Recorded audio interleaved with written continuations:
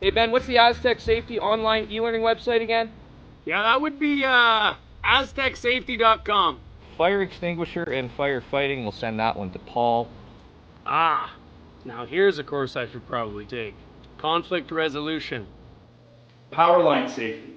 Yeah, I thought it might help me with my line calls. Did you know this Aztec website has over 100 safety courses? Jeez. Aztec Safety online course.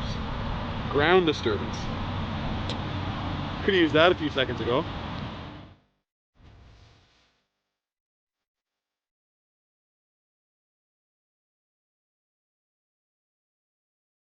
Welcome to the RockShop.net, the official store for the Grand Slam of curling.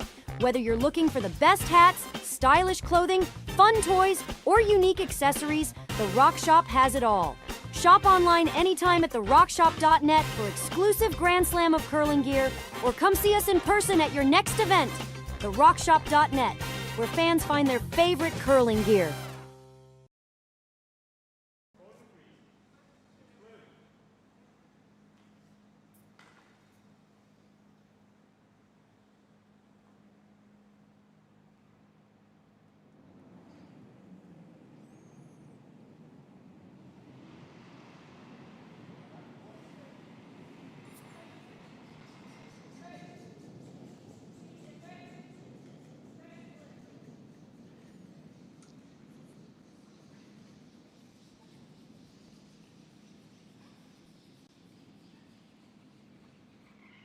I don't have a picture.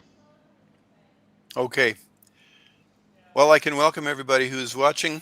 Welcome back. Hopefully you've been watching a number of the games over the course of the weekend. We are now at the final at the Aly Jenkins Mixed Doubles Memorial in Martensville, Saskatchewan.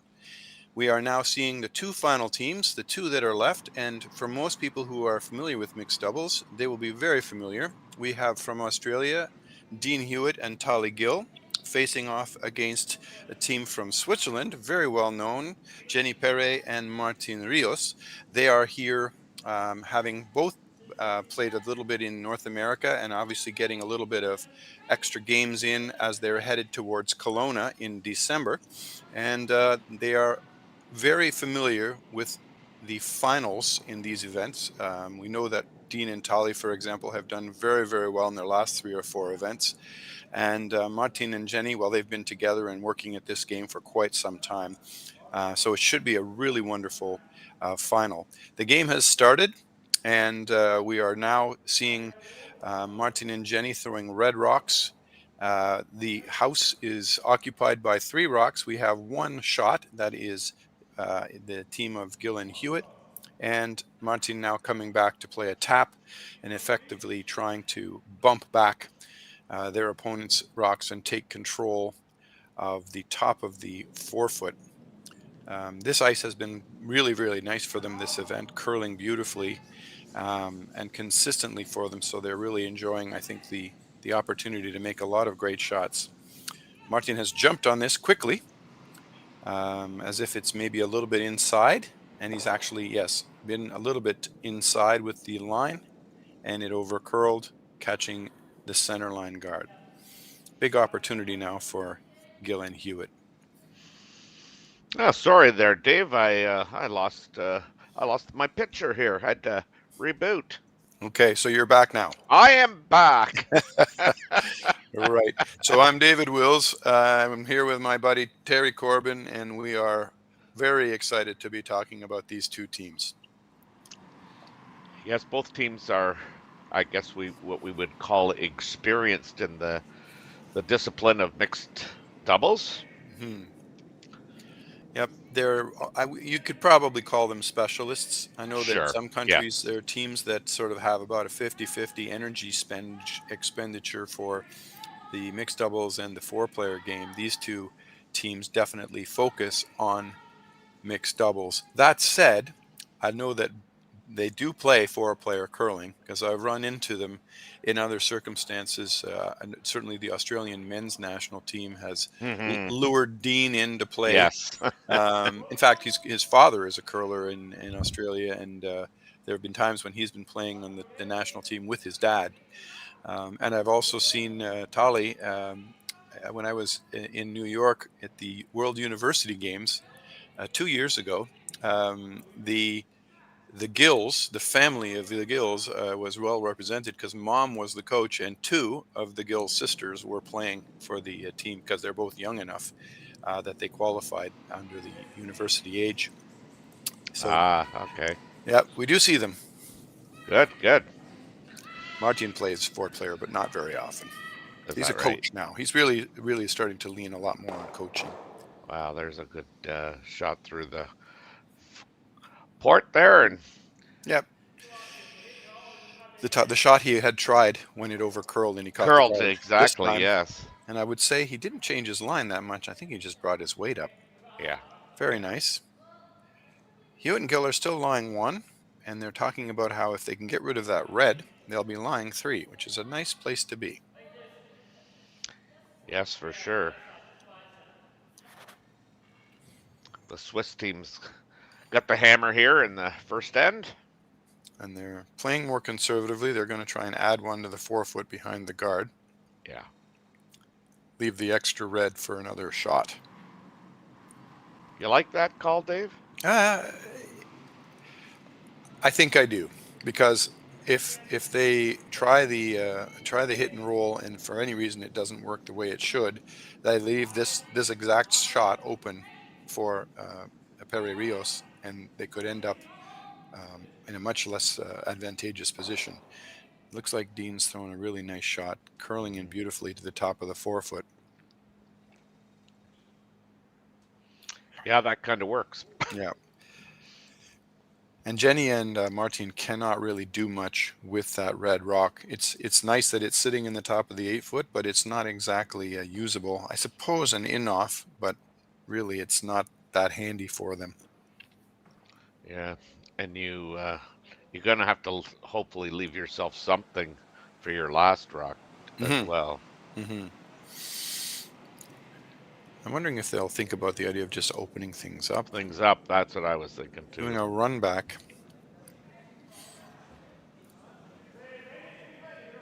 It seems when you watch mixed doubles, a lot of times people think that center guard, that one that sits in front of the house, is like a post. Nobody ever talks about moving it or running it back or getting it out of the way. It seems to just sort of sit there as an obstacle.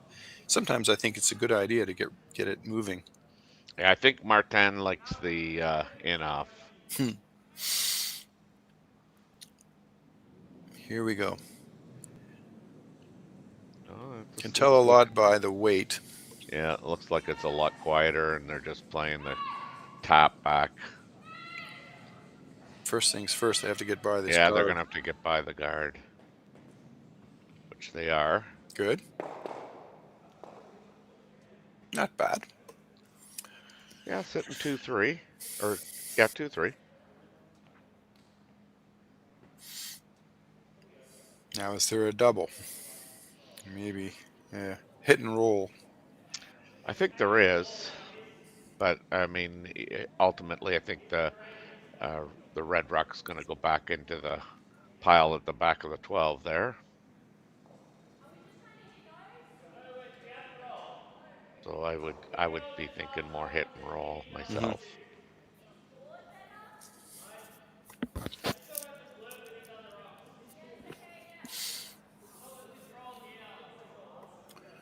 Tahli's having second thoughts.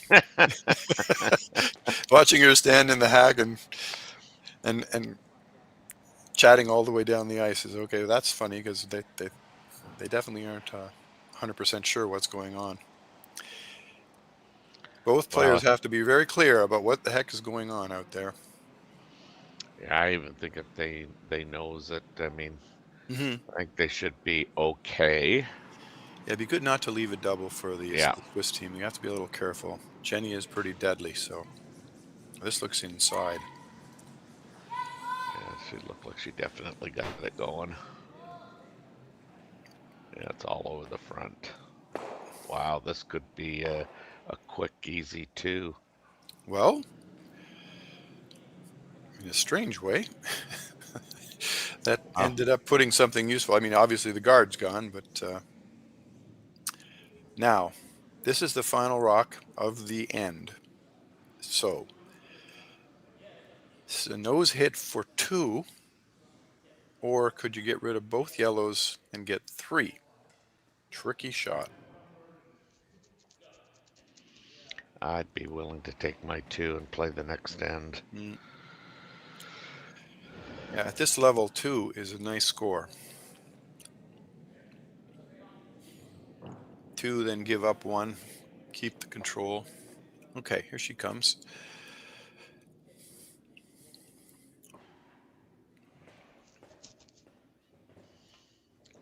So this is going to be an out turn. Out turn hit. Looks like they're playing just for the 2. That's way out there.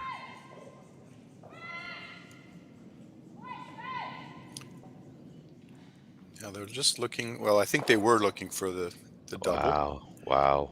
So That's sadly, kind of, yeah, it's kind of a mistake, isn't it? for sure. I mean, because they got caught in between. Yeah. Okay, well, 1 point for Perret Rios and to start things off, and we'll switch the hammer over to Hewitt and Gill, and we'll be back in just a moment. Hey Ben, what's the Aztec Safety online e-learning website again? Yeah, that would be aztecsafety.com. Fire extinguisher and firefighting, we'll send that one to Paul. Ah, now here's a course I should probably take. Conflict resolution. Power line safety. Yeah, I thought it might help me with my line calls.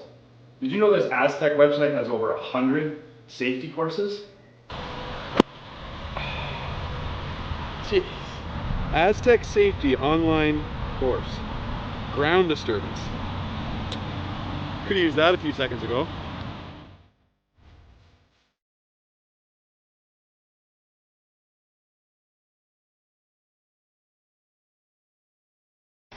The 2025-2026 Grand Slam of Curling schedule is out, with big events happening all over Canada, like the Masters heading to London in September, the Tour Challenge from Nisku this October, the Canadian Open from Saskatchewan in December, and the Players' Championship from Steinbeck coming in January. Early bird weekend and full event passes on sale now at gsoctickets.com.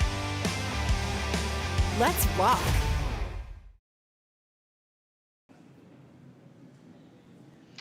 All right, we're back here at the Aly Jenkins Mixed Doubles Memorial here from Martensville, Saskatchewan. We're in the second end of play. And after that first end, we had Team Perret and Rios. I just call them Team Swiss. Up 1-0. And now we're going to turn the hammer over to the Aussies. And a little surprised there myself that they kind of looked like they were playing for the 3. Dave, what was your thought on that? Well, I mean, it was starting to look like there was a chance for 3 brewing until the center guard disappeared. And then they did have a chance to try and do sort of a very careful double, but a thin double. And I think they did try. But it overcurled, so then they got caught in between 2 options, whether you'd sweep it and hopefully make the extra, and I think they opted the opposite, to let it curl and hopefully have it curl in enough. Unfortunately, it didn't, not quite, so they ended up with just 1 point. Yeah, that was unfortunate. So this is the Swiss team. Their third shot of the end. An out-turn draw, trying to get to the front face of that, which they did.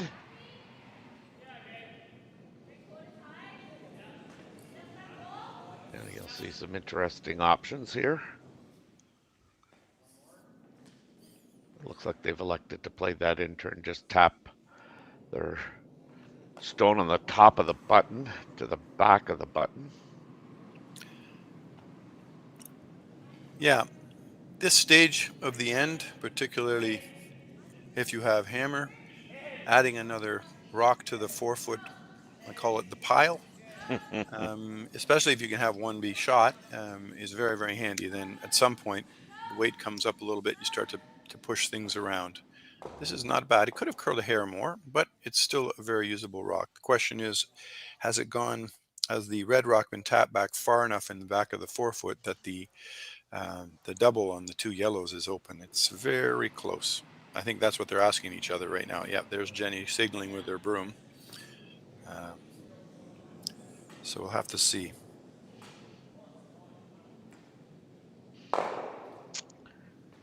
Yeah, I mean,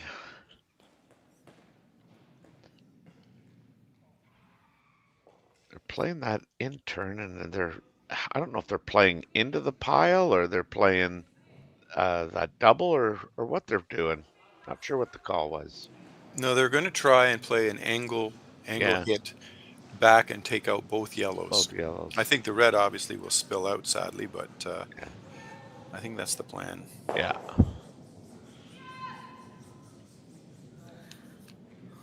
It's close. Oh. Nope. No, they still got rid of a Yep. nuisance red from the back of the house. That's right. And they are lying. Oh, sorry, yellow is lying Yellows. too. That's the Yeah. sad part about that shot, is that it ended up leaving Gill and Hewitt lying too, and in a very advantageous position now. They have to take away that red, or the option to use that red, either with a guard or a tap.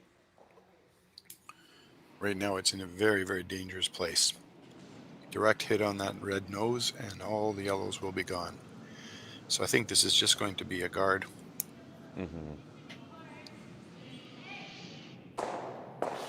Maybe force the Swiss team into playing that in-turn draw right down to the button.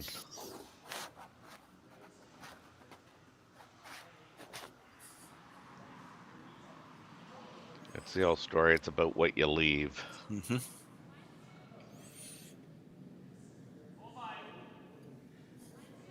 It's been amazing watching Dean over the years. I mean, even in the last couple of years, the amount of poise and control of his delivery now. You see him just delivering the rock with such confidence.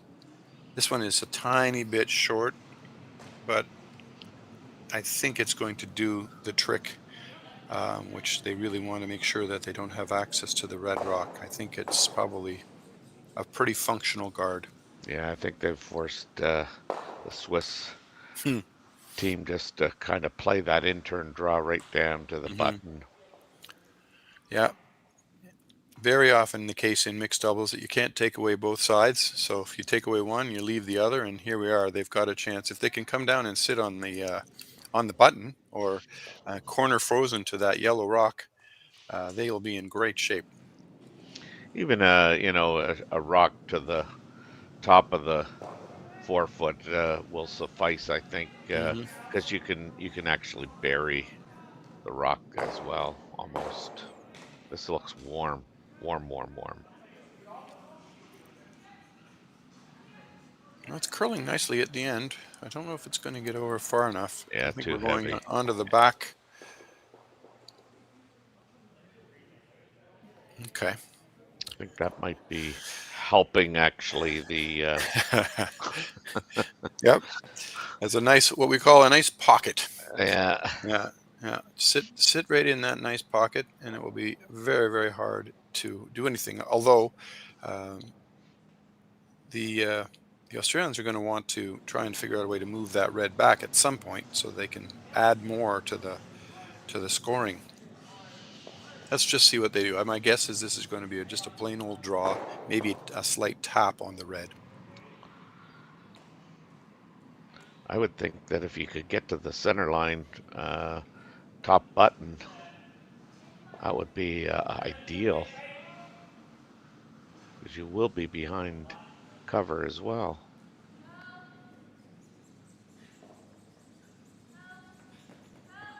Don't think you want to move the yellow one, though. Oh, we're in pretty good shape. It's a bit heavy. Yeah. It's still possible to move the yellow out of the way now and come into the center. Yeah, I think you're just reducing the scoring area now.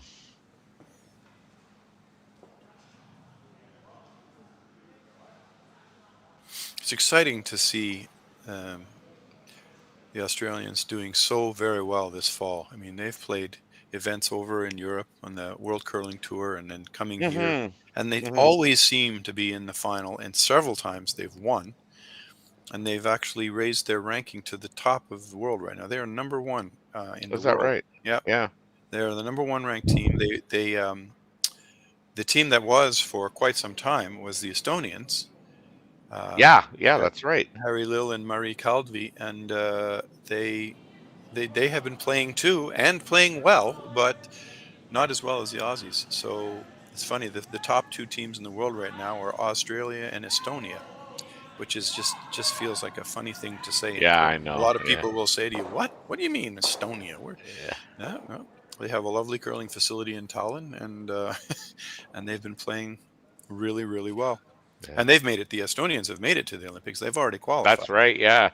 So that'll be there's hardly any spots available at the Olympics. There's only 10, and one of them is taken by the Estonians, which in traditional sense seems strange. So that means one of the teams that you might normally expect to see is not going to be there.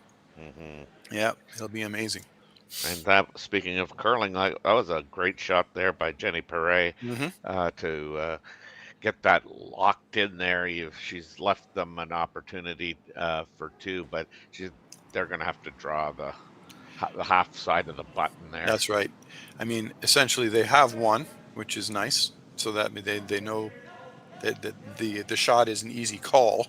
Yeah. It just comes down to getting the weight and line both absolutely perfect. And don't sell Tahli short, because this is the kind of shot that she can make. Come on, Dean. Come on, Dean. Come on, Dean. Look at this. Wow. Oh, and it did come back a little. We know there's one yellow. Now it's just a matter of, did that hang on for second shot? I don't know. My eyes are telling me red. The camera's just a little bit behind the tee line, so yeah, it's hard to tell. Yeah, it looks like they're measuring. I don't think they even hesitated to run for the measuring stick. So we're gonna have a measure to see whether we've got a tied game or whether the Aussies have got their deuce and are going to lead 2-1. So these are funny moments where you have fundraising efforts to get rocks and clubs, and they use customized handle tops. This one on the red says, "Don't let your handle be lazy." Yeah, I know. I love it. It's like little bits of advice. And Martin won't let us see. Martin, get your head out of there, buddy.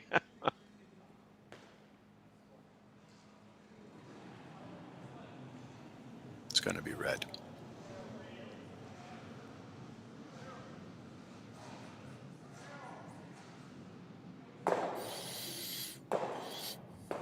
There you go. Yep.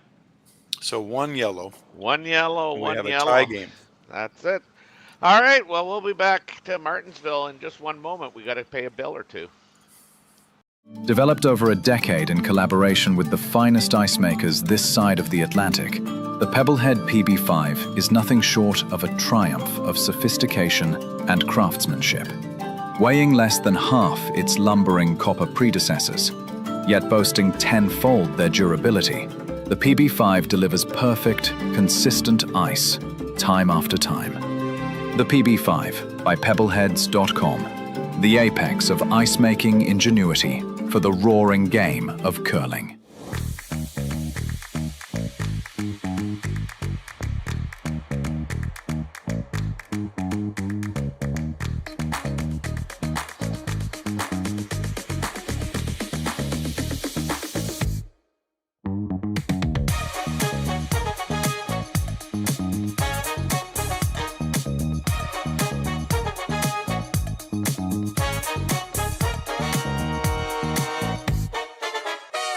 For over 20 years, the Sandra Schmirler Foundation has granted more than $9 million to hospitals across Canada for life-saving equipment for premature and critically ill babies. In the past 4 years alone, $4 million has been granted thanks to the curling community's incredible generosity. the need continues year-round, and with your help, we can ensure every baby has the chance to grow up and become a champion, just like Sandra.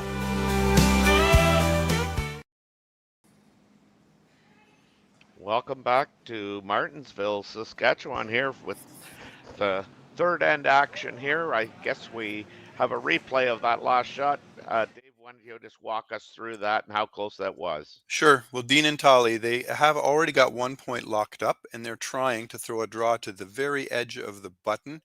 They do a beautiful job, and Dean swept it to make sure it got by that red. Sadly, by sweeping it that much, it just took it a little bit too far. And when they ended up measuring, it seemed that red was slightly closer. So 1 point for yellow and a 1-all tie going into the third. Yes, and so now we have, I guess oh no, this would have been Martin throwing the rock. And he's going to be a little light and chip off the top.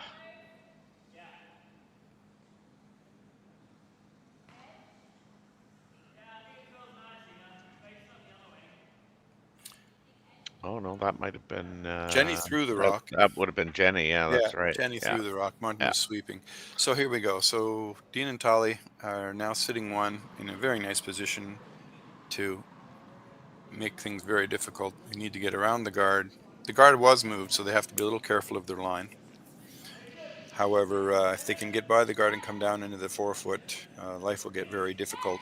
I suspect that Perret Rios will have to look at moving some of these guards. Get by. There we go. Yeah.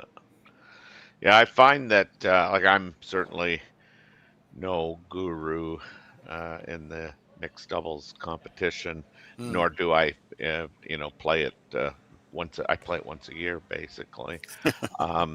But what I do find, having done a lot of this type of work here, if you can get your first and your second rocks into the ideal spots, it really makes it hard for the team with hammer. Yeah, you're absolutely right.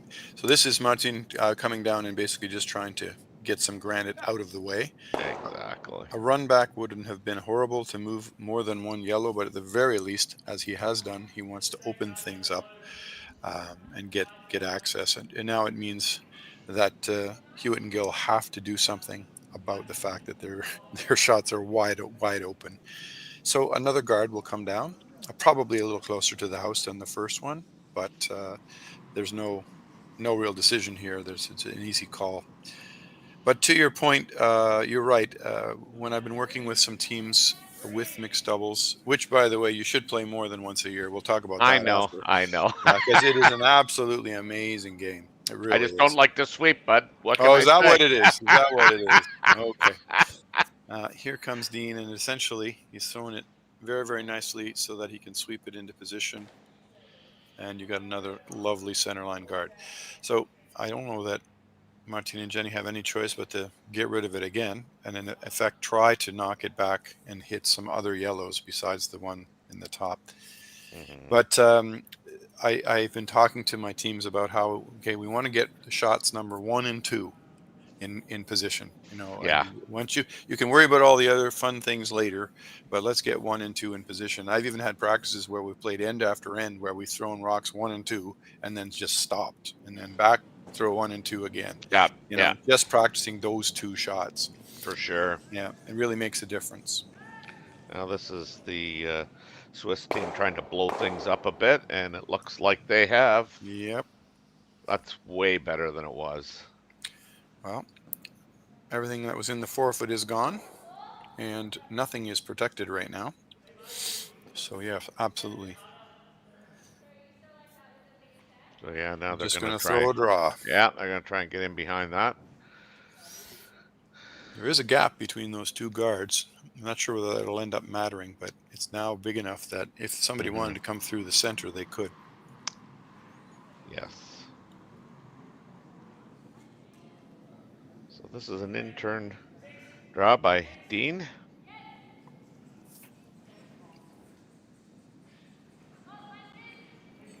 Yep, coming back and actually sitting behind the guard rather than curling all the way to the center is probably not a bad thing. This looks a bit heavy.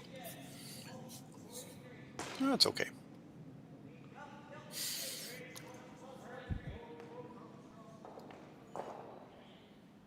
Yeah, one of the things my club players talk about when they watch these curlers is their unbelievable weight control.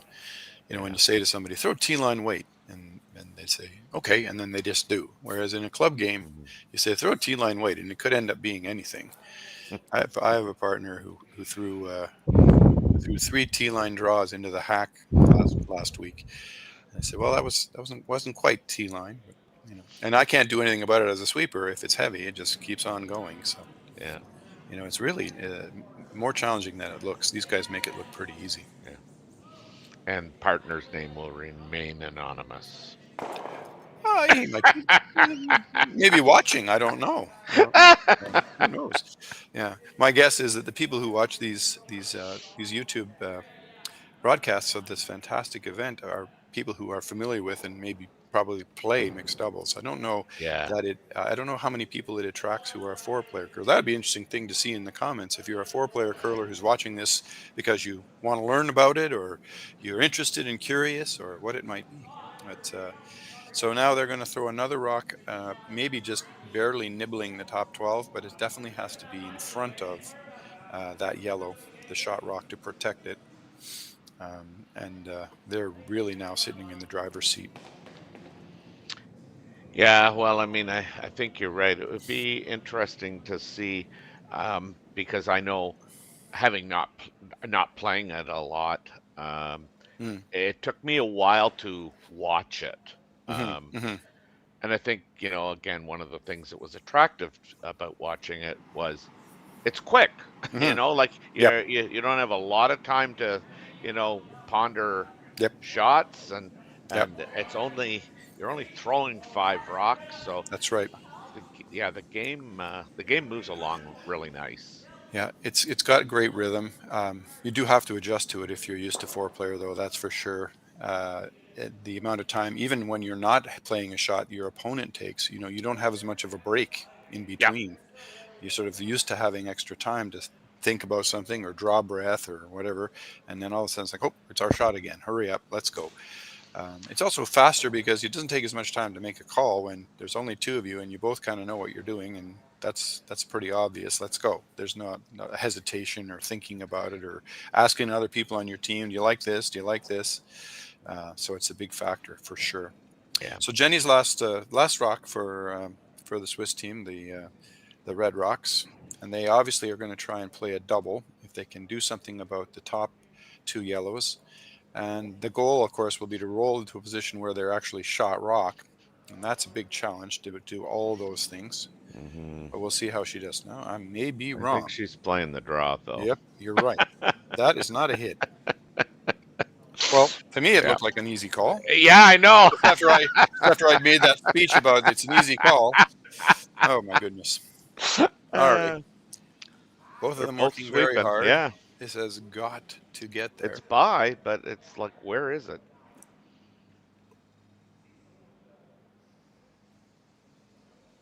Oh, so okay. I'm gonna leave now. Leave yellow with 1. Yeah.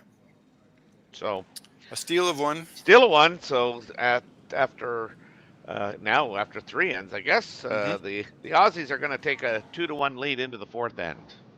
We'll be back right after this message. Hey, Ben, what's the Aztec Safety online e-learning website again? Yeah, that would be aztecsafety.com. Fire extinguisher and firefighting, we'll send that one to Paul.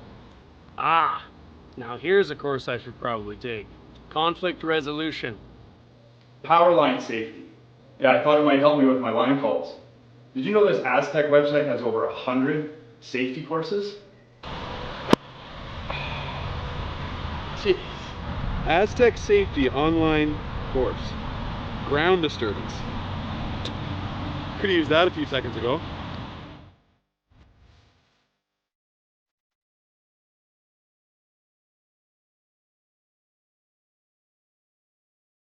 Developed over a decade in collaboration with the finest ice makers this side of the Atlantic, the The Pebblehead PB5 is nothing short of a triumph of sophistication and craftsmanship. Weighing less than half its lumbering copper predecessors, yet boasting tenfold their durability, the PB5 delivers perfect, consistent ice, time after time. The PB5 by Pebbleheads.com, the apex of ice-making ingenuity for the roaring game of curling. Here we go. So we're back here. I'm Terry Corbin. I'm with Dave Wills. We're at the Aly Jenkins Mixed Doubles Memorial. I'm going to call it a spiel. We're here in Martensville, Saskatchewan. We've got a 2-1 lead by the Aussies over the Swiss right now, but the Swiss team has hammer in this fourth end, which is always when I know we talk a lot about the even ends. So I'm going to talk about the even ends here in the sense that this is an even end. Yep, end number 4. And the hammer stays with the Swiss, throwing the red stones.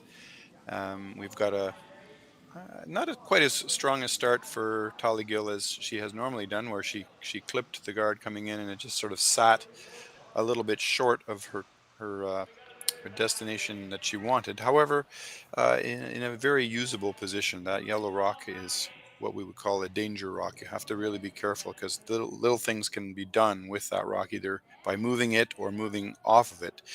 Here comes Dean the other way. Yeah, I was just, we were kind of marveling at how much control the Swiss had in the semifinal. Like they seemed to be in control of every single end, creating difficulty for the last rock of the team that they were playing. And here it's like they just don't have that, that zip and. Yeah, little things can happen, but you're absolutely right. It seems like you'll play a game and they'll be in complete control, and then another game where they just can't seem to find the line or the edge. You're absolutely right. Some of it is related to fatigue. I mean, if you realize that they just played, and then here they are playing again.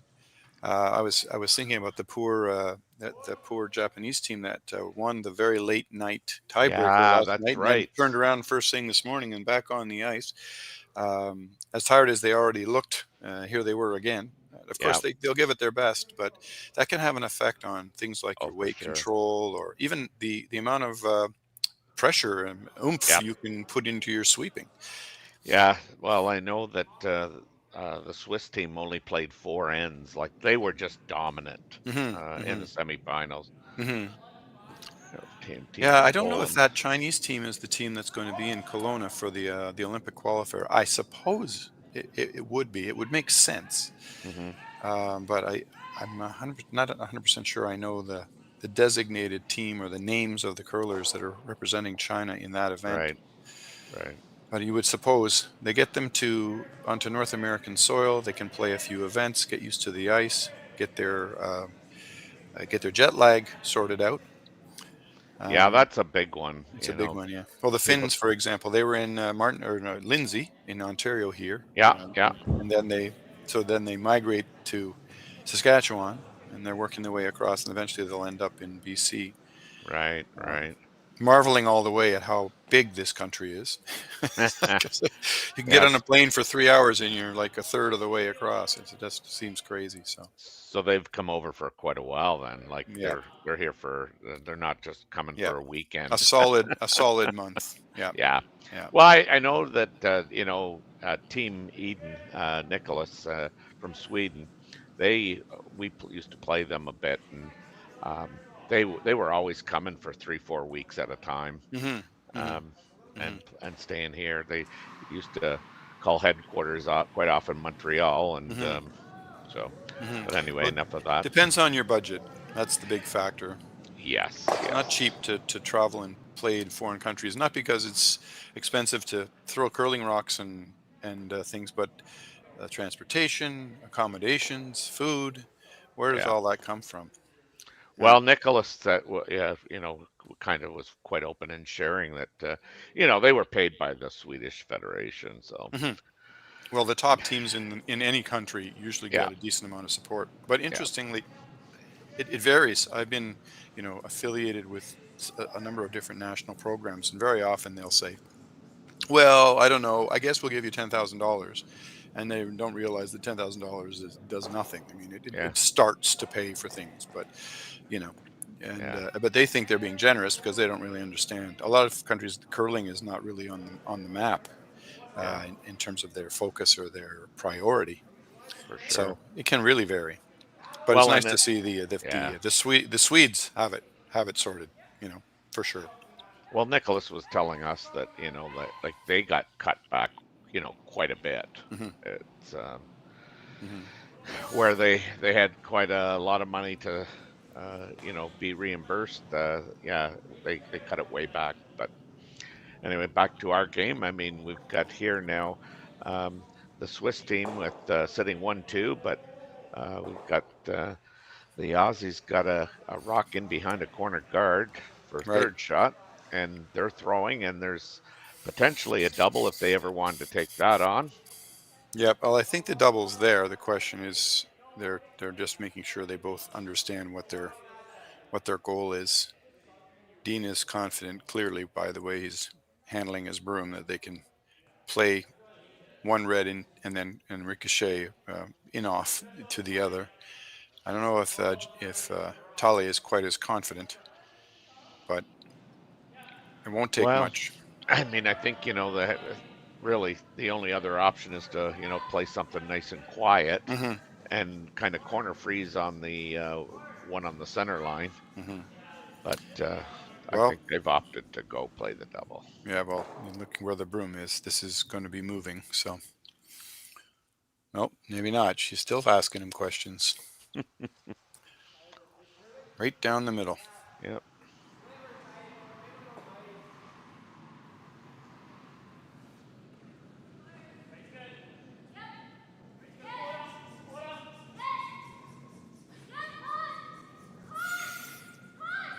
Have to go hard for a piece of that red one. Wow. Wow. Talk about the worst possible outcome. Absolutely. I mean, it does help that one red that got pushed back far enough that it's now third shot instead of second shot. But my goodness, that caught between two situations. You want it to either curl more or less, but not where it stopped. My goodness. All right, so the strategy for the Swiss team with the Red Rocks is going to be to preserve their one in the forefoot and obviously try to find a way to score another point. So you can either put one high in the house as almost like a guard, or you can try and throw one under cover, draw behind a guard like they have in the on the side of the house. I definitely like coming behind that yellow guard that's guarding a piece of the forefoot. But Now, I don't know if you just saw Martin. He was sort of scheming a bit with the idea of hitting the yellow that's just at the top of the house off to the side, not even in the house, and rolling in off it, thereby getting one of his rocks in the house and opening up that other yellow, with the idea that on their last shot, they could end up getting extra points because they can bring into play that one in the back. Now, where that broom is, I'm not sure it really tells us anything. Okay, it's a draw. Yeah. In turn or out turn. Yeah, I think that, you could almost make that double on the yellows and roll into as a biter, but they chose not to even go down that road. Yeah. This is straight draw behind the guard. Yep. You just don't want to get behind the tee line, and that's not going to get behind the tee line. Making sure they don't leave the double. Yeah, higher's better, yeah. Okay. So there's no double, so then Dean and Tahli simply have to hit and roll. They want to be shot. Yeah, I mean, certainly, in terms of trying to make that, I mean, from this angle, it looks like the double on the yellows was a lot easier, but when you look over the top, I mean, you can see that's a little bit more distance between the two. Yep. So you probably couldn't make the double and roll on.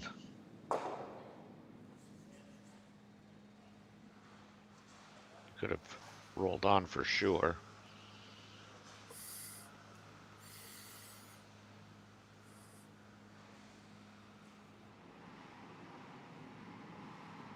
Looks like a controlled hit. Yeah. They definitely want to move that red out. The key is to hit it on the right angle so that it Gonna have to moves curl a it. little bit. This It is looks not like too it. bad. Now roll. Nose hit. Not quite. So an opportunity for the Swiss team to score a deuce here and take the lead. So I guess all things considered, Dave, I mean, this is a good outcome so far for the Swiss. Well, they gave up a steal last end, so this is a good recovery. Two or more. Certainly at least getting a 2 to take the lead. So they need a little nose hit. Shot's not made yet, but a nose hit and just sit straight in the middle, and we should be okay. She'll throw the intern.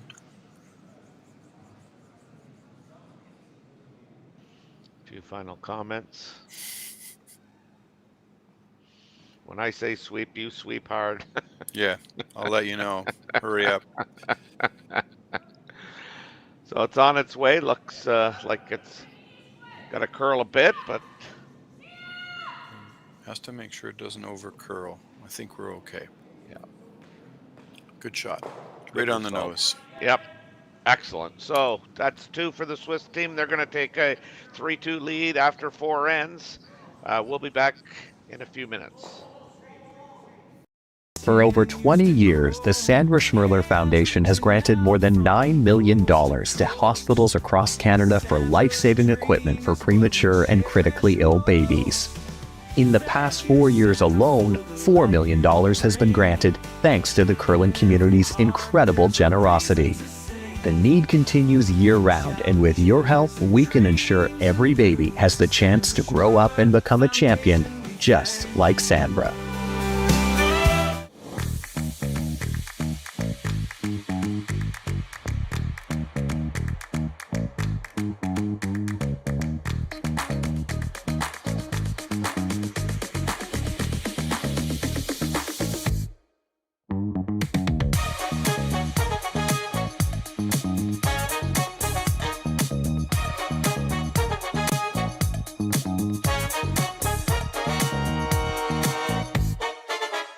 Welcome to the RockShop.net, the official store for the Grand Slam of curling. Whether you're looking for the best hats, stylish clothing, fun toys, or unique accessories, the Rock Shop has it all.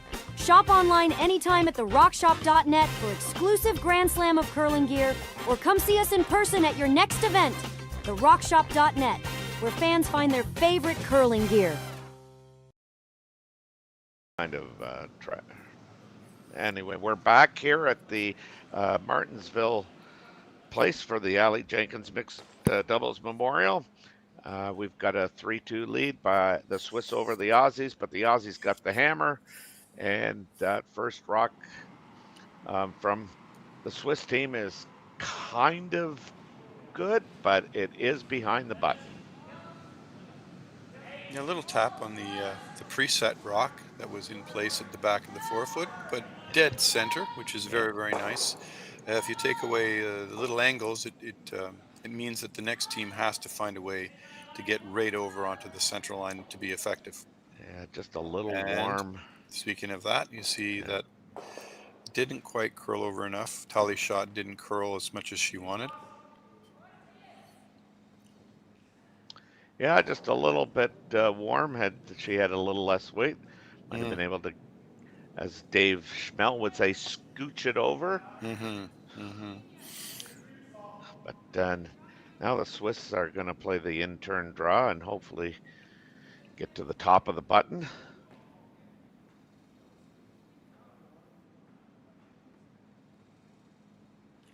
Again, pretty good. The weight's pretty nice. Needs to stop in the top. Nice. I was going to say top forefoot, top button. There you go. Very, very nice spot. That's really good. What makes that so good, too, Dave, is that those 2 yellow rocks are now providing some backing. Well, and Dean probably would love nothing more than to to come down and get rid of that center line guard, but he's got to wait one more shot before he's allowed. Yeah. That's going to be. No, you know what? I'm wrong. I think this one he can start to hit. Yes. But he's obviously not going to do that. Thinking to myself that Perret Rios had hammer, but they don't. So actually, yeah, they're ready to hit if they need to, but he's obviously playing a more offensive, aggressive approach. Yeah. And throwing a draw.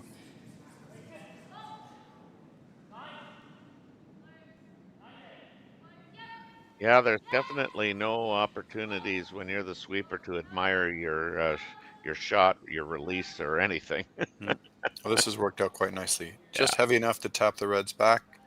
Now there is a great big bowl in the center. Oh yeah, my lord. We'll call that a pocket. Yeah. Normally pockets have 2 rocks, but this has got 4, so it'll be hard to. If you put things in there, it'll lock things up. One could argue that there's 5 there. Yeah. Sorry.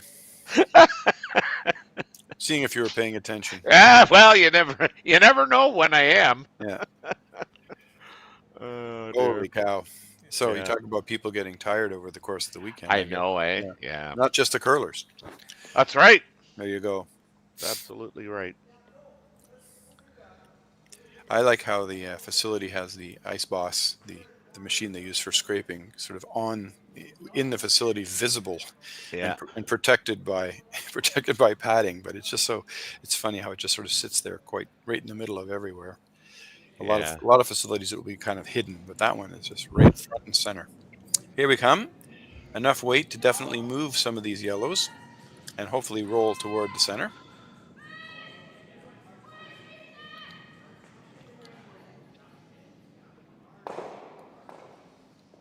Oh, that's nice. That's a nice result.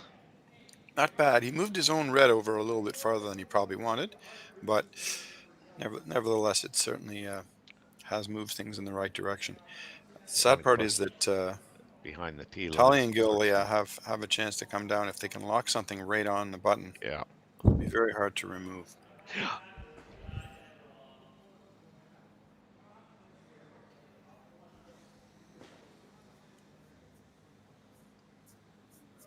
Yeah, that's the thing, the big difference. If your lead throw in form 4-person curling throws it, behind the tee line, you got 7 more rocks to come, and a lot can happen in the 6 rocks prior to, your last rock. Here you've got 5 rocks. Yep. Yeah, they run out quickly. Yes. Alrighty. So the second one from Dean, and trying just to basically draw the button, and either be perfectly behind the guard and shot rock would be okay, or locked, frozen onto the back red. Another option that would be okay. Looks like the prior of those two is. I maybe spoke too soon. Yeah. Very nice. Love that. Yeah, very nice. Now this may be more about trying to shrink the scoring area and just offering up 1 for the Aussies.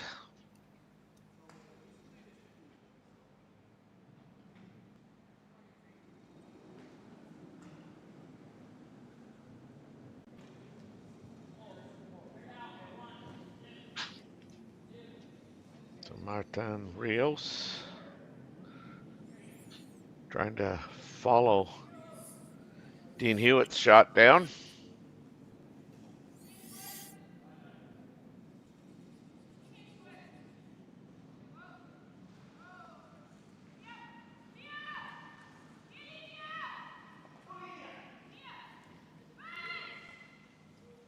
Looks pretty good. Right on the nose of that yellow. Yeah. Very, very nice. So there is a way to move the red, but I have to be a little careful. Which side you hit it on could be a big factor. You can see them weighing up their options.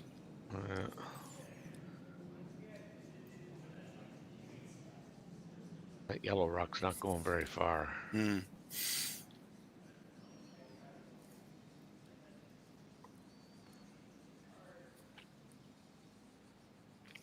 Yeah, it's almost as if they're going to have to jiggle things around, loosen things up a little bit in preparation for the last shot. I think they have to almost play this like a 1-2 punch. What's going to happen with the first one, and then what can we do after that with the second one?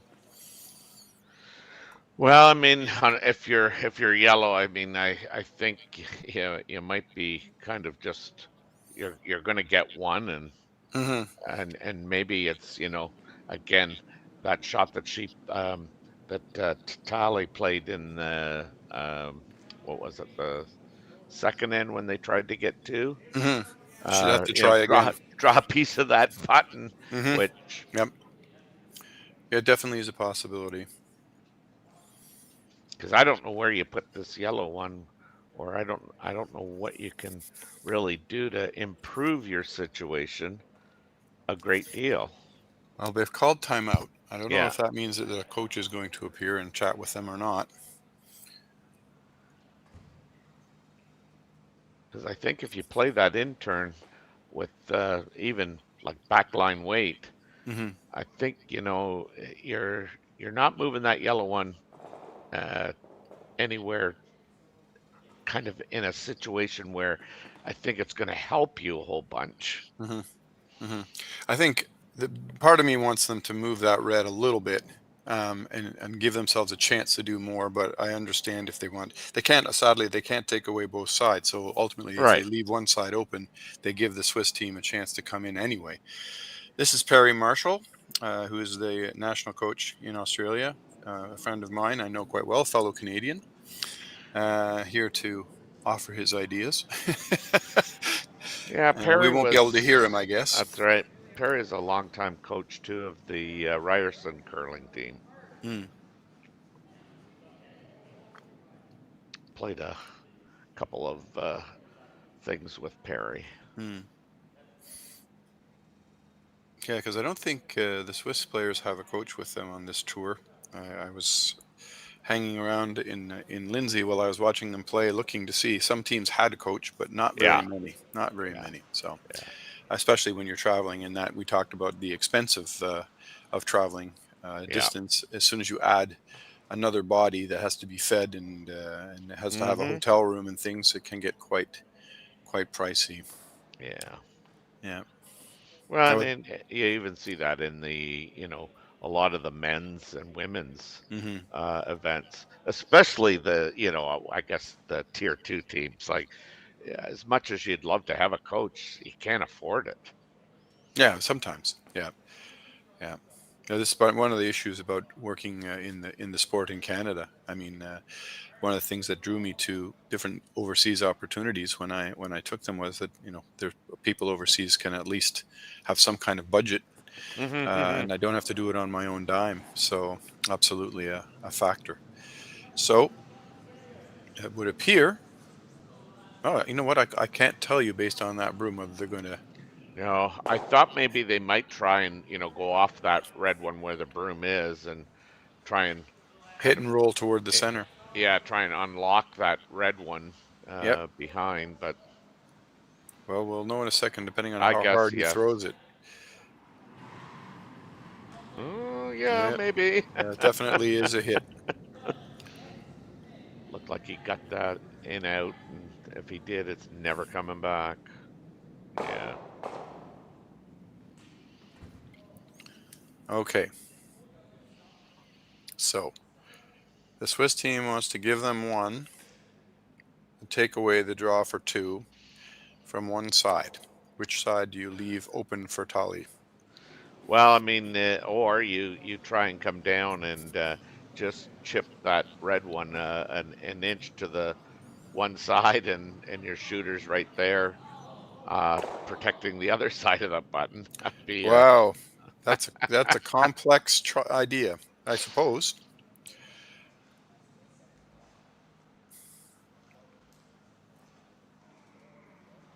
I mean, when you look at it, can you hurt yourself by trying that? Yeah, And you only need to like move it probably 1 inch.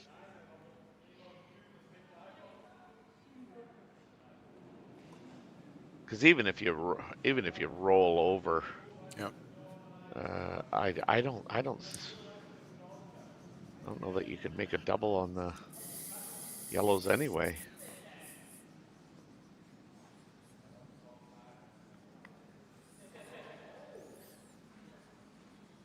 It's a little bit of camaraderie, asking each other what they want to do. Yeah. What would you throw? Yeah, exactly. Yeah. I did that once in a 4-player game. I think that's all I've got. Turned to my opposing skip. Right? That's all I've got, right? And he goes, I'm not saying anything. Okay. Yeah. This is just friendly game. Let's have some fun. Yeah. Here we go. I suppose this one's not as friendly. In theory, there's prize money. Prize money changes if you're first or second. A lot of rotation on this, and they're just playing it short and Sagard. Yeah. Sit.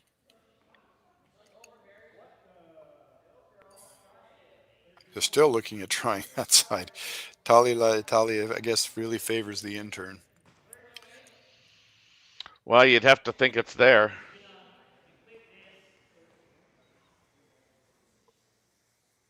Yep. You touch the red, and then sort of roll and twist toward the tee line. Very, very precise. But good news is it's worth a try, because I don't think they can hurt their 1 point. No, that's one all day. Mm-hmm. I'd be willing to bet. And she played this in the second end, where she was probably 4 inches, 3 inches too heavy. Yeah, maybe not even. It was a measure. So, anyway, here we go. Last rock of the 5th end. An attempt to draw very, very edge of the button and maybe tapping an opponent rock. Has to be perfect in both line and weight. Yeah, this looks like it's starting to curl hard now. Yeah. It's got enough weight. Come on. Definitely has enough weight. Come on. Good try again. Again, another, spectacular try. Tie game. So, yes, after 5 ends now, we have got ourselves no further ahead. It's 3-3, and we'll be back to Martensville, Saskatchewan to continue the Aly Jenkins Mixed Doubles Memorial in a few minutes. Hey Ben, what's the Aztec Safety online e-learning website again? Yeah, that would be aztecsafety.com. Fire extinguisher and firefighting, we'll send that one to Paul. Ah, now here's a course I should probably take. Conflict resolution. Power line safety. Yeah, I thought it might help me with my line calls. Did you know this Aztec website has over 100 safety courses? Jeez. Aztec Safety online course. Ground disturbance. Could have used that a few seconds ago.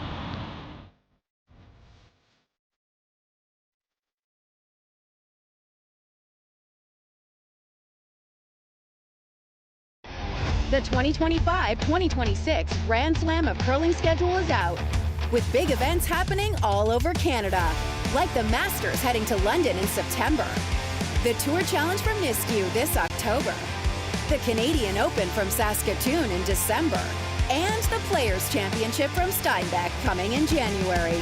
Early bird weekend and full event passes on sale now at gsoctickets.com. Let's rock. Welcome back. We've got a real, as they call them, barn burners, and now we have a power play. Dave, why don't you walk us through kind of why teams might want to try the power play? Well, sure. I mean, the power play is a very interesting twist that was added I mean, it's been a little while now. I used to refer to it as a new rule, but I don't think we can say it's new anymore. Where what you do is the placed rocks that you have, the one in front of the house and the one in the house, are moved to one side. The team that is exercising the power play can choose whichever side they want. And effectively, what it does is it opens up the idea that you're playing away from the center. So if you have the hammer, in theory, you should be able to have an open shot at the end of the end to add a point. And if you're lucky about how it's gone before that, you might get 2 or even 3. So it increases your offensive power and your opportunity to score points. Or it increases your opportunity to defend against your opponent scoring points, because some people use the power play as a defense. Each team gets 1 in a game, and you can only use it when you have hammer, and you can't use it in an extra end if there is one. So there are a few restrictions, but this situation, we're seeing the Swiss team using their power play on the right. The Australians tried to throw a rock. I believe they tried to throw one a little deeper than they left it. I think they wanted to get closer to the house, if not in the house. And so the Swiss have taken advantage with their red rocks to come around that second guard. So now they have 2 in the house behind guards. It makes things very interesting. Dean, the first of his yellow rocks for the end, cannot hit yet. And I have a feeling, though, he'll be very happy to start moving some of those front rocks around. First things first, he's trying a draw. And this isn't too bad. An option now to hit or play a little angle run back if he wants to move some of the red rocks. Very interesting choice of shots. Yeah, you see a lot of times that the team without the power play will raise the rock in that's placed as a corner guard into the house. Mm-hmm. Mm-hmm.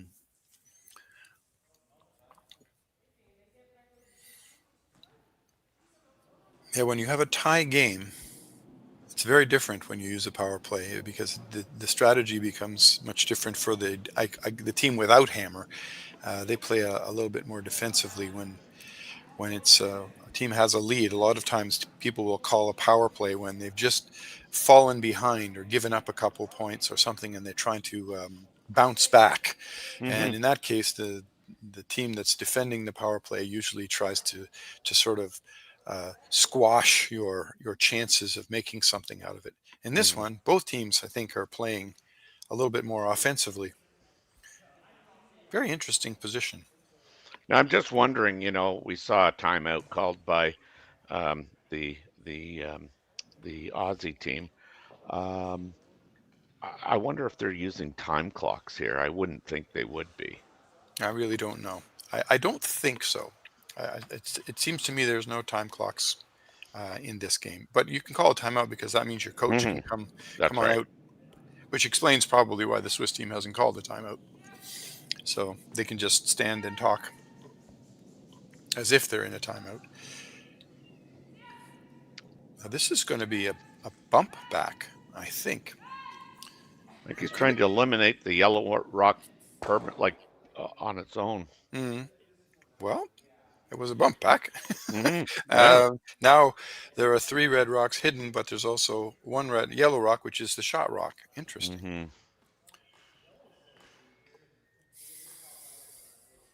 That was a good play, actually. Mm-hmm. I just got notified that no, we're not using time clocks. Excellent. Thanks. It explains why there's not a lot of pressure for them to to keep the game moving. But here we are.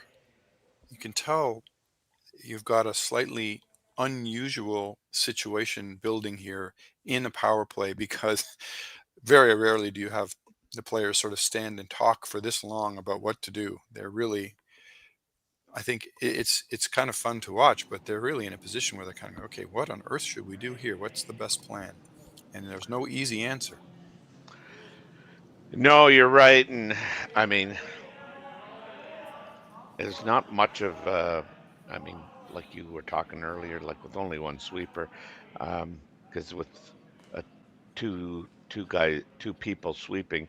You know, you might try and come down between that port and try and freeze onto that rock on the behind the corner guard, and not worry too much about being shot or sorry, about being second shot at this point in the end. But again, with only like 5 rocks to throw, and you're not really going to take that chance. So I think the team of Hewitt and Gill are really trying to talk about getting that rock in for second shot by coming around the 3 rocks there on the right hand side of the house. Just a draw. Yeah. Behind the 2 reds. I think that's not a bad call. The problem is they leave that other yellow wide open, and the question becomes what can the Swiss team do with that rock? But let's first things first. Let's see where we end up with this shot. Yeah, you don't want to get this behind the tee line, otherwise it definitely leaves a double and a lot of trouble. Right.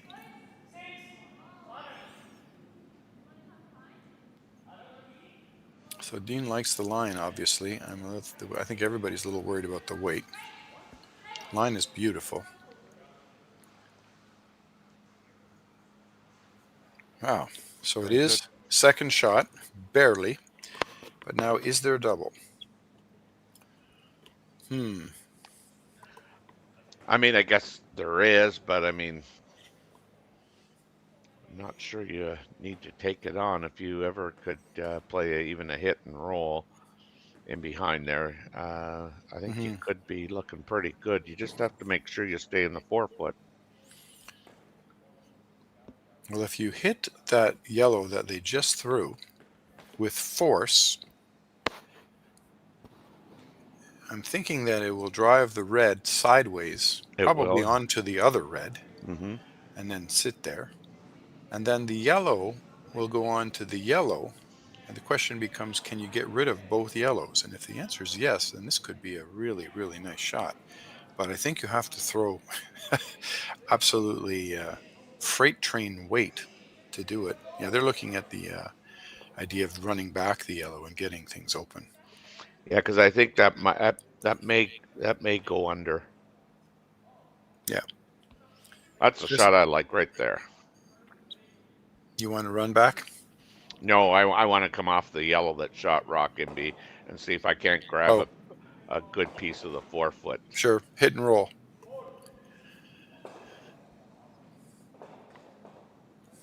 Well, another situation where we can't tell based on the broom, because it depends on how hard he throws it. But I think you might be right. This might be a plain old hit and roll.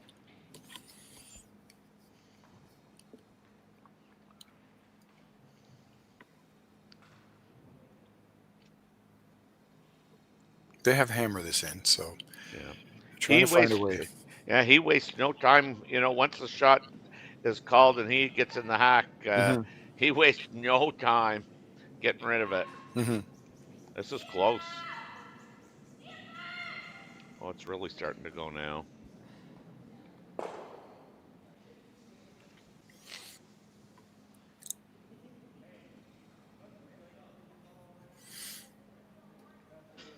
So yellow still remains 1 and yellow throwing.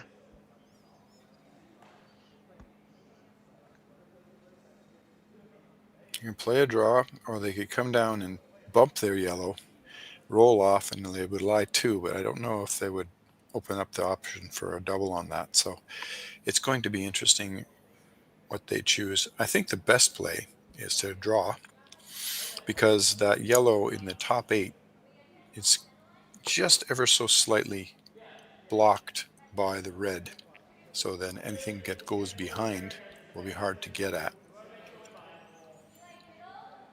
Yeah, looks like this is a draw. Yeah, I wouldn't want to get this behind the tee line. Well, I mean, I think that the Swiss team is trying desperately to get an opportunity to get rid of that yellow rock that's sitting in the top 8 now, because they have 4 rocks in the house, but none of them count. So they need to do something about that if they have a chance.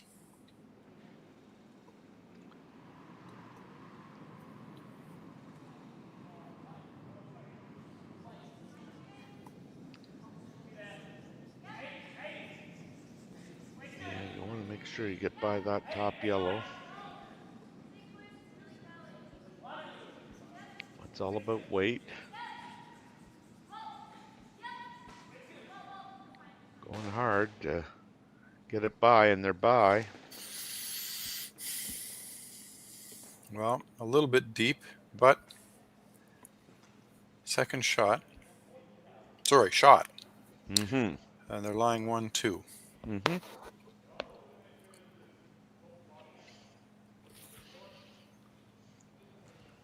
Wonder if they look like they were looking at this double, or I guess you could call it a double. Through the hole.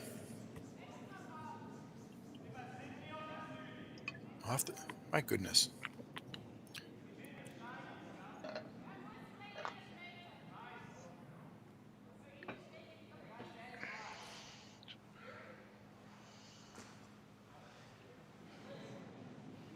So we're doing a run back. Yeah. It's got a lot of weight. Got a curl. Close. No. Well, they did tick their own red up slightly so that it's now second shot. Sadly, it's really getting in the way of any kind of run back option to take out that back yellow.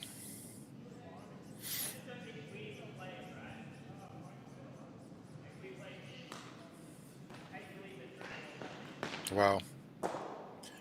So Dean's broomwork is suggesting a fairly aggressive idea that would move the red out of the way and leave the yellow lying 3.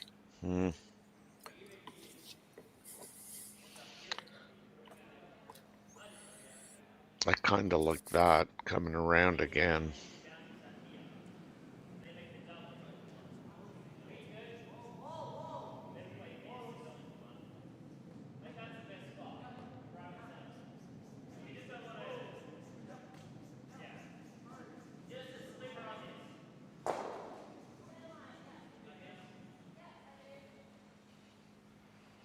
I mean, I think if you're the Swiss team, you're more interested in scoring,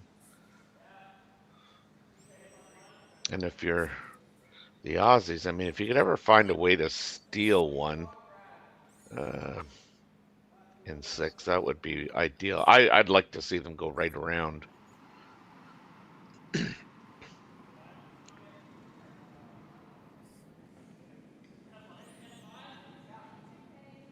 Oh, this looks like just a draw. I don't think they're even touching that top yellow, which is strategically interesting choice. Well, they were playing the straight guard. Looks like it. Or if they weren't, they are now. Yeah. Okay. I think you can get to that yellow. It's just a draw. You think you can get to it enough to knock it back and make it 2? You only have to move it 2 inches, 3 inches. Yeah. Well, we'll see what they come up with, but that guard is far enough out that I don't know if they can get around it and still have enough weight. We'll see. I think you're not throwing it to play that shot. I think you're throwing T-line, and if it's there, the backup bonus plan. Yeah. Because she throws a lot of rotation.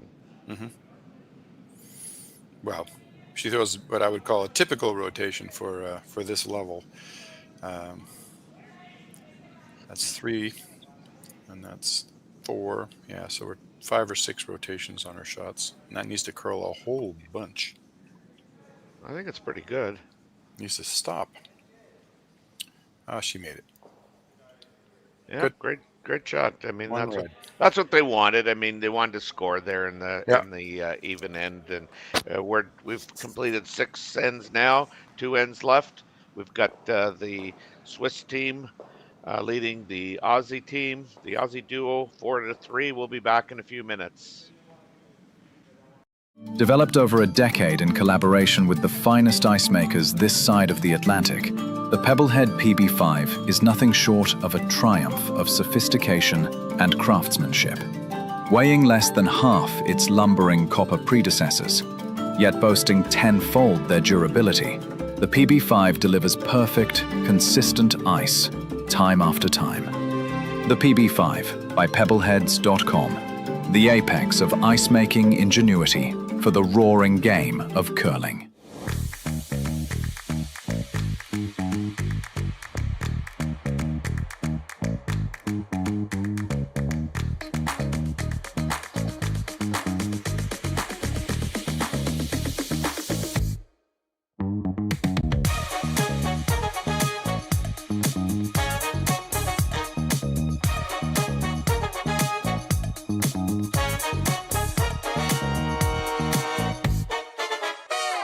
For over 20 years, the Sandra Schmirler Foundation has granted more than $9 million to hospitals across Canada for life-saving equipment for premature and critically ill babies.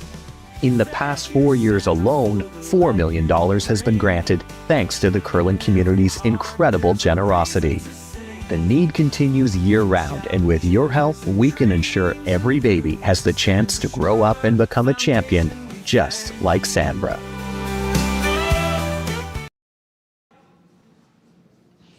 Okay. Welcome back. So, as we kind of anticipated during the break in our conversation, Dave, we've got another power play. The Aussies have decided that this is as good a time as any to use that, and Yep. here we go. Yep. No, I mean, with 2 ends left, you have to use your power play in the first 8 ends, or else you don't get a chance. But you can only use it when you have hammer. So, if they hadn't, and then they had managed to score some points this end, Dean and Tahli would basically not have a chance to use a power play in this game. So, this is kind of their last chance, and that's fine. It's a good time to use it. They're down 1 with 2 to play. They're going to have to give up, in theory, going to have to give up hammer for the last end. So, they want to make the most of their opportunity to score. And Perret Rios, the Swiss team with the Red Rocks, has given them a really good opportunity, because this rock sort of didn't finish quite as nicely, and so the Aussies can come down and basically bump this red back, and hopefully sit in a nice position, which they are, and start to build some offense. This one didn't quite curl as much as they would have liked, but Martin Rios is not allowed to take it out yet. He can come down and bump it, but he cannot remove it. So it's going to be interesting to see how this builds up. I'm starting to feel like we're going to see a whole bunch of rocks accumulate over on this side of the ice. That's what's really different about the mixed doubles compared to the 4-person team, is that even though the rocks are in the house, they still cannot be removed within the first 3 thrown stones. Yep.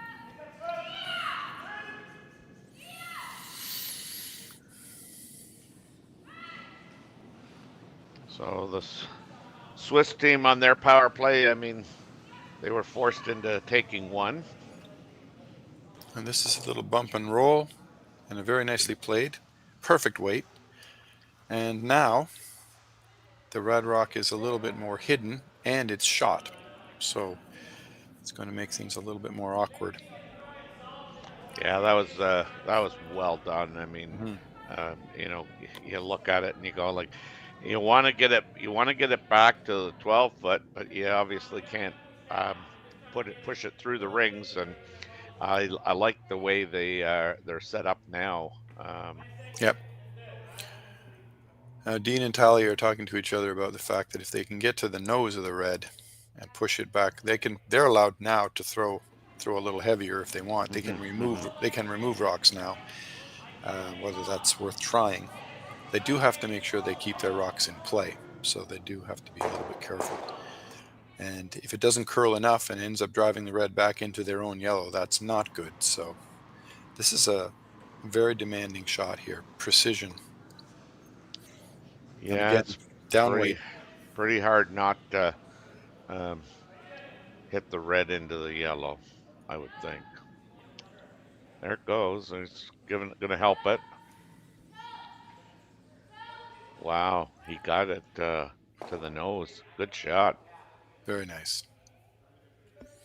Still red is lying shot, and they have the chance to put another one in there to be 2. But the potential for yellow has just changed dramatically.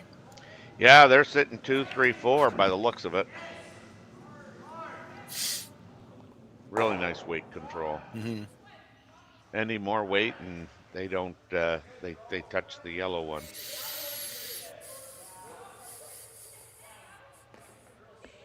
So now that requires a little bit of more intense discussion.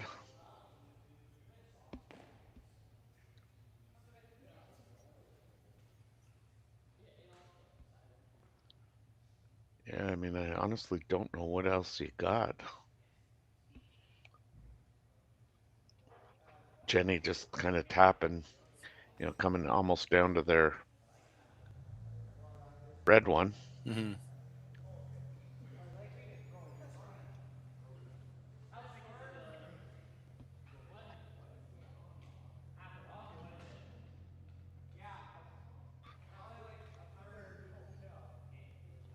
So this rock could kind of change the strategy as well too in this crucial 7th end. Absolutely. All right, so they need to not only be second shot, but also hidden, at least to some extent, so that there's no double coming down. Because if you give the Aussies a chance to come down and remove these red rocks, things are going to get interesting very quickly. Interesting. All right, so I think they got second shot too. Close. Mm-hmm. Very close. That one that they want to play the back one. That over curl. I'm quite sure that that Perret Rios were trying to throw that red rock around those yellow. They were, yeah, they were. I'm sure that was called. Yeah. It feels like a great guard, but I don't think it was the plan. All right, so the ice is changing. I'm starting to feel as if they're having a little trouble deciding where to put the broom, because things are curling a little more than they expect. All right.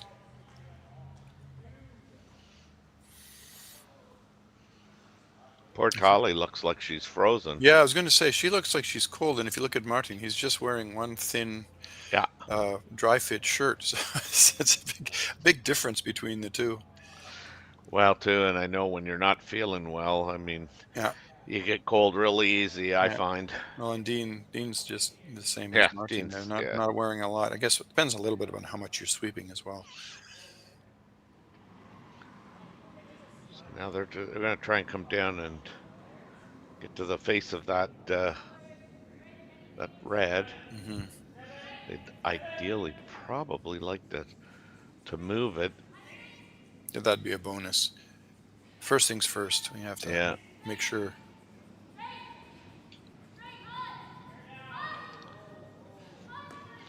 Well, I think it's T-line. No, it's not. Yeah, we're definitely seeing some changes in the ice. Things are fudging a little bit. Things are flattening out. So both teams are getting caught.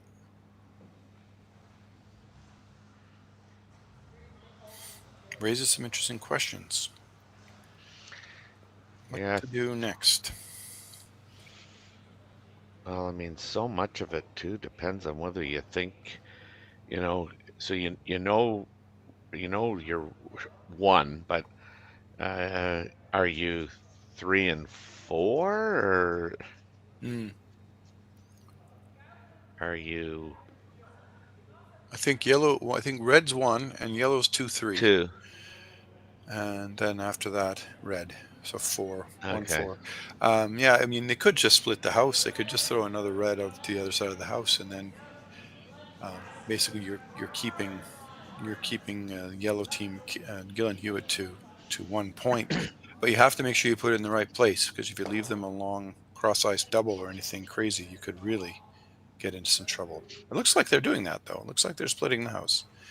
So they want this to go at least to the tee line. Even a little bit behind the tee line is not a terrible thing. Yeah, I thought they were going to play the double on the. I thought they were trying to hit the yellow and try and make the double on the yellow, but maybe not. Well, you know what? They are hitting. I'm sorry. Based on where the broom was, I thought this was a draw, but I'm wrong. You could hit the red one and scoot that between the two yellows. Like that. Like that, yeah. Okay. So there's a double on the reds to lie 3. Replay showing the outturn from Martin. He's hitting his own red, driving it through and moving everything around. Interestingly, the red that he threw actually ends up coming back up the house after its impact. You don't see that very often. Yeah, I think ideally they wanted to hit a little bit more of the rock on that they were pushing through. Dean is talking about hitting the red that's in the 4-foot, and he can't decide which way he wants to roll. I think you want to roll in front of the pile. In front of the pile? Yeah, I think Not so. behind the one lonely. I don't Well, think I mean, it doesn't matter which way, except that possibly, I'm not sure, but possibly you could double off the reds and then sit behind cover. But it looks as if they're trying to just bump and roll behind. Oh, okay. He changed which handle he's throwing. Yeah. But I don't think he changed the shot. No. Yeah, on the overhead it looks like, you could roll behind the red and not touch the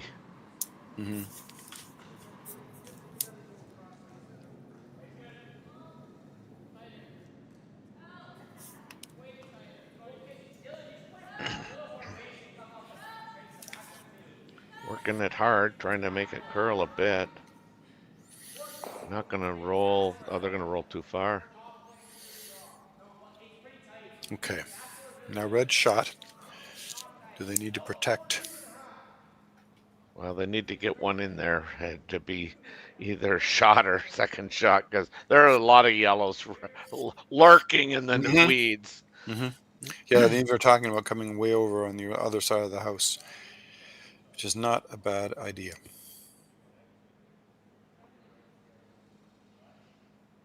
You could even raise that red one if you...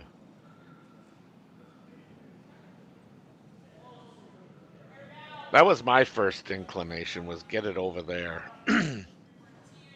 But I'm not sure I like it. I don't know why. My gut is telling me they should go to the other side, because if they go to the other side and their second shot, which I'm hoping they can make that without too much trouble, then there's little that the Aussies can do. They have to take one, and that's a win for the Swiss team. But I'm not sure what they finally settled on. yeah, I don't know either.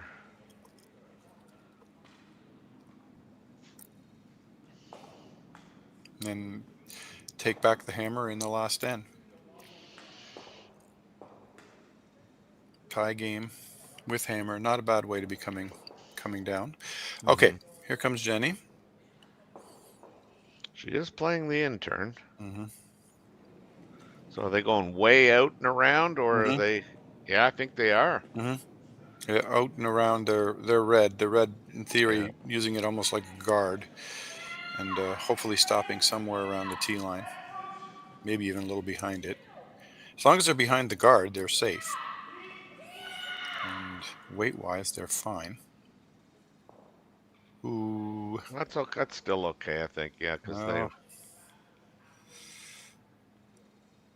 Wow. Well, if it was Kevin Cooey in the hack, you'd be worried.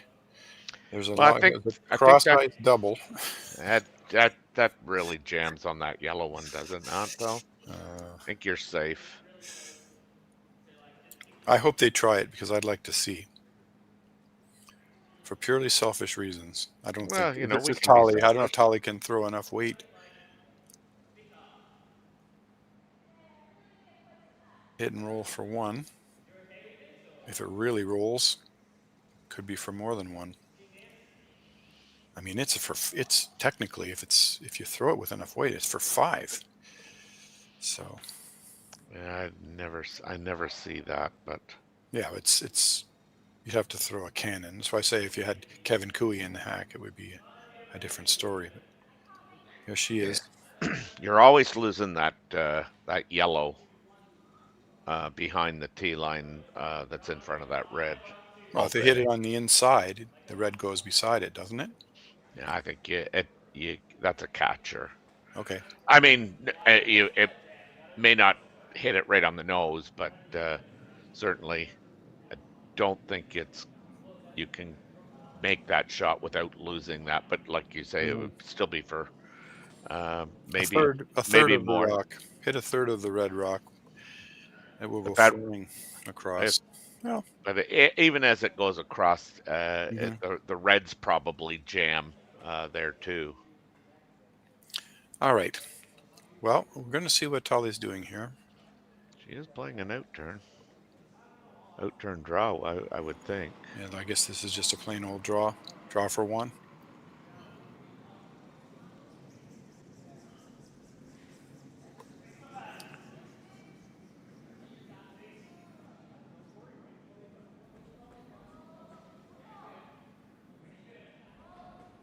Line's fine. Just has to stop in the right place. I mean, he's backing right off. Sit down.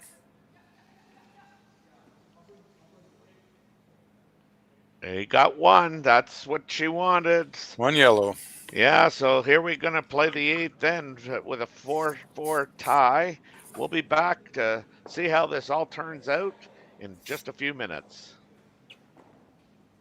Hey Ben, what's the Aztec Safety online e-learning website again? Yeah, that would be aztecsafety.com. Fire extinguisher and firefighting, we'll send that one to Paul. Now here's a course I should probably take. Conflict resolution. Power line safety. Yeah, I thought it might help me with my line calls. Did you know this Aztec website has over 100 safety courses? Jeez. Aztec Safety online course. Ground disturbance. Could have used that a few seconds ago.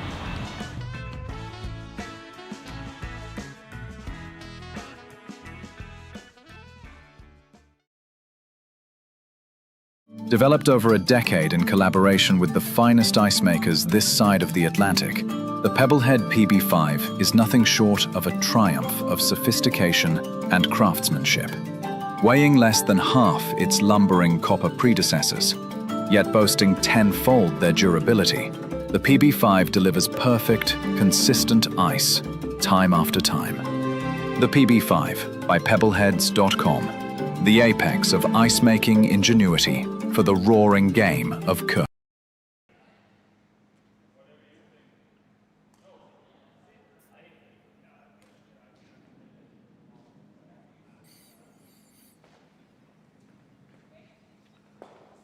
We're back here for the final end of the Aly Jenkins Mixed Doubles Memorial from Martensville, Saskatchewan.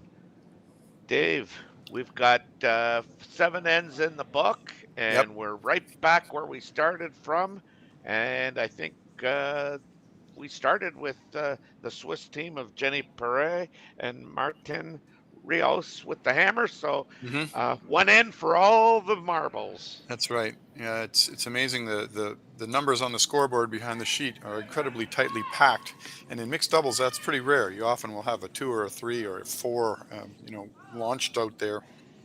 They've had a whole bunch of 1s and just one lonely 2. Yeah, interesting call.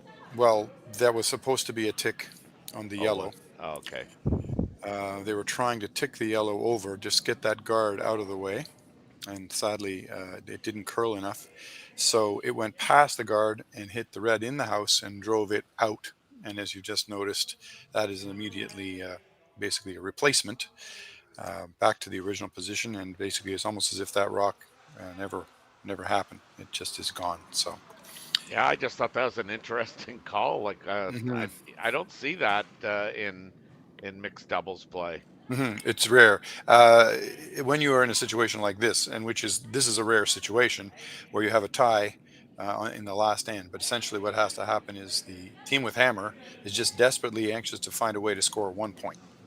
It doesn't matter. You don't need 2 or 3. You just need to score. And one of the ways you can improve your chances of scoring is by putting in a rock, or playing a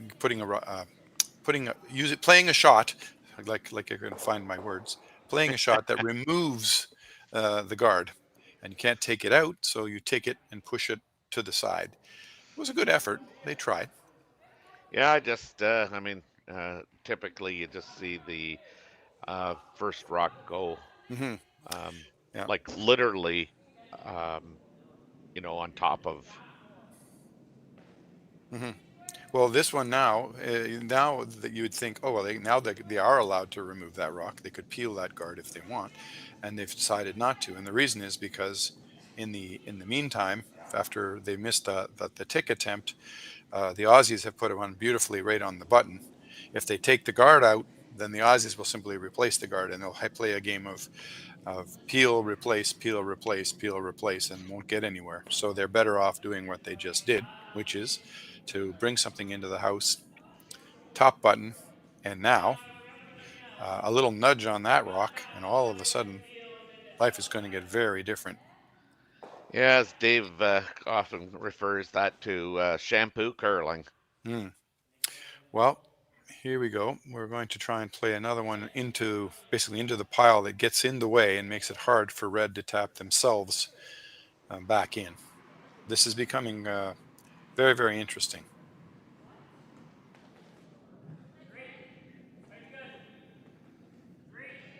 Yeah, it's a lot of these times now. It's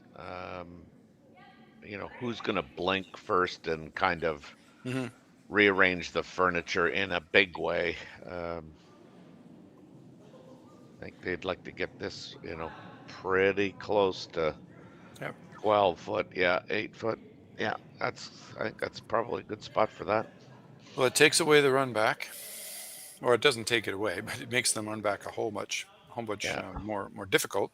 Doesn't mean it can't happen. In fact, it would appear that Martin's coming down with something down the center here, and will be an attempt to run things straight back. And ultimately, if they can push things back into their red on the top of the button, they will be sitting shot. Yeah, they'd definitely like to see 2 of those yellows at the top go.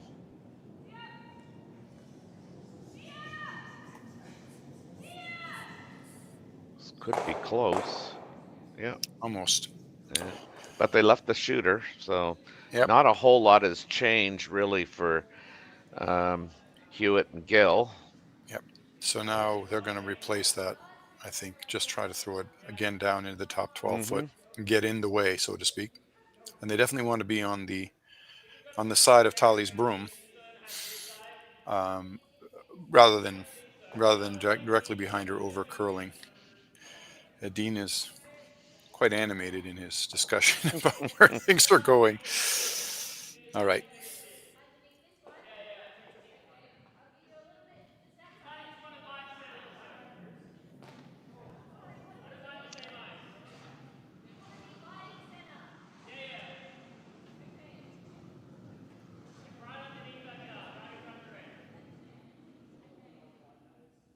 So this is Dean's second rock of 3. In turn, trying to get somewhere in around the 12 foot in line with the center line there. Just essentially getting in the way. Yep. Taking away both access to the one in the 4 foot, and also hopefully blocking the run back. It's hard to do both perfectly, but a little bit of either is looks probably pretty good. Yeah. Me. Over Very curled a good. hair. That was Dean's last shot at the end, I think. So now we Oh, have was it? Oh, right. Yeah. You're right. It was. two more reds to come and one yellow. Tahli has to throw the final yellow shot. So Yeah. now they are going to run straight back and challenge Tahli, I think. Well, if they're successful with this run back, it'll really change things, but challenge Tahli to make a perfect shot.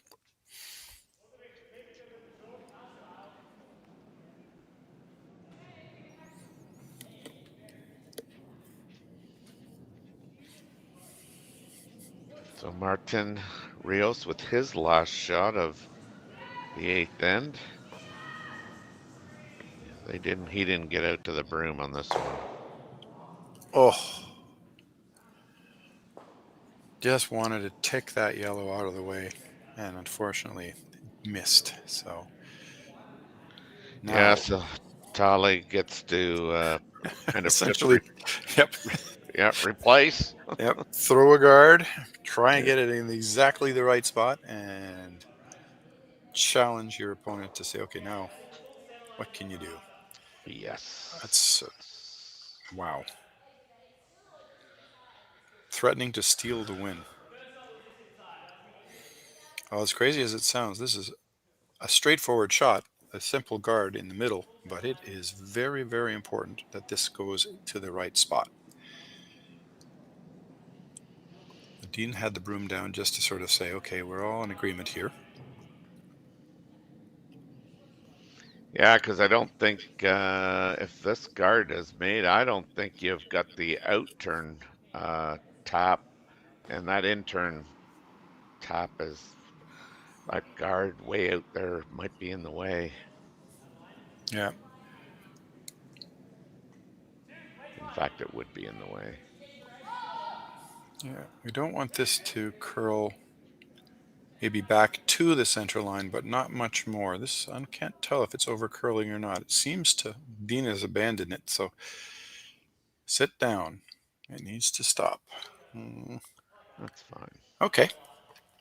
So the question is there access to that red rock? Because if they can tap it, they'll win. Yeah, and they're looking at that run back. Yeah, and Jenny probably, I think, is accepted that their only option is to try yellow, yellow, red, which will be a game-winning shot. That running in that red might be easier, believe it or not. Martin was actually just looking at sort of the back 8 weight angle tap on the yellow, because there is some of that yellow exposed. What a delicate shot that would be. Tahli left that guard high enough that it's really a long and very difficult shot to run back the guard. I still wonder about a heavy draw through the gap between the two guards. I don't know if maybe that's not possible. That would have been my first thought. Okay. So what have they decided? I have no idea. Come on, Terry. I do think they're trying to tap what they can see. Tell us what they're going to do, for heaven's sake. The joys of mixed doubles curling where there's nobody holding the broom. Yeah, no, I do think they've gone for the kind of the draw with just like a heavy draw and trying to tap what they can see. Yep, you're absolutely right. So here we go. It's all about line. Weight's perfect. Come on, come on. Oh my God, what a curling shot, my lord. Very, very nice. Wow. Well done, Jenny. Wow. What a shot. Very, very nice. And a well-played game by both teams. And we have another look. Yeah. After a little bit of consternation before deciding the best option, I'm going to give Martin credit for having sort of noticed this and suggested it. I'm not sure Jenny was originally looking at it, but the shot's there with the right weight and then good sweeping, team shot, and just bump that yellow off the button far enough that it doesn't count, and red wins by scoring 1. Well done. Yes, your Aly Jenkins mixed double memorial champions are Jenny Perret and Martin Rios from Switzerland. They've defeated Dean Hewitt and Tahli Gill by a score of 5-4. Some really great shots, Dave, throughout the 8 ends of play. Your final Absolutely. thoughts? Well, I'm just, what a well played game. As I said, to be tied 4-4 after 7 ends is a show of two very, very strong, solid teams. And there wasn't a lot of misses. There was a few times things were a little long or a little short, but basically they played an amazing game. Very impressive. If people who are watching this or are mixed doubles people, that's a real treat to watch curling of that caliber. Well done to both teams. So on behalf of Connor on our production crew and excuse me, Dave Wills, I'm Terry Corbin. Hope you enjoyed the finals of the Aly Jenkins Mixed Doubles Memorial. Be sure to stay tuned and look when we're on next to broadcast the curling from Martensville. I think it's in 2 weeks, if I'm not mistaken. But anyway, it was great. Thanks, Connor. Thanks, Dave. We'll see you next time. Thanks, Terry. Thanks, Connor.